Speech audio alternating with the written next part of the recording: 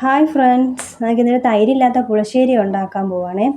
അപ്പോൾ ഇന്ന് അതിന് വേണ്ടത് കൊഞ്ചുപുളിയാണ്. എൻ്റെ വീട്ടിലെ കൊഞ്ചുപുളിയിൽ നിന്ന് ഞാൻ അത് പറിച്ചെടുത്ത് കൊഞ്ചുപുളി വെച്ചാണ് ഈ തൈരില്ലാത്ത പുളിശ്ശേരി ഉണ്ടാക്കുന്നത്.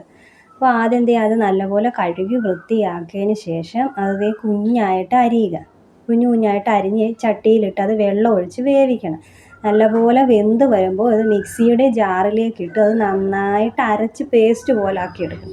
എന്നിട്ട് തേങ്ങയും നമ്മുടെ മോരിനരയ്ക്കുന്ന അരപ്പ് തന്നെ, എല്ലാം വെളുത്തുള്ളിയും നല്ല ജീരകവും എല്ലാം എടുത്ത് അതും ആ ജാറിലോട്ടിട്ട് അരച്ചിട്ട് ഇത് ആദ്യം കൊഞ്ചുപുളി അരച്ചത് നമ്മൾ ചട്ടിയിലേക്ക് ഇടുക. അതിനുശേഷം അതെല്ലാം തേങ്ങ അരച്ച് ആ അരപ്പും കൂടെ ചേർത്ത് വെള്ളം ഒഴിച്ചത് അരയ്ക്കുകയാണ് കേട്ടോ.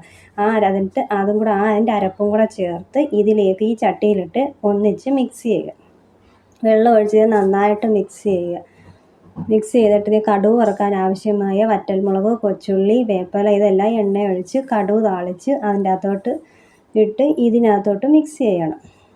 അപ്പോൾ നമ്മുടെ മോര് കറി റെഡിയായി. ഇത് എല്ലാവർക്കും ഇഷ്ടപ്പെടുകയാണെങ്കിൽ ലൈക്ക് ചെയ്യുക, സബ്സ്ക്രൈബ് ചെയ്യുക. അപ്പോൾ ഇത് ഇതിൻ്റെ അകത്തോട്ട് സ്വല്പം മുളക് പൊടിയും കൂടി ഇടണേ. അപ്പോൾ ഒരു ഭംഗിയായിരിക്കും. അതിൻ്റെ പുറത്തിങ്ങനെ അതിങ്ങനെ ഒരു മുളക് പോലെ ഇങ്ങനെ കിടക്കുമ്പോൾ ഒരു പ്രത്യേക ഭംഗിയായിരിക്കും.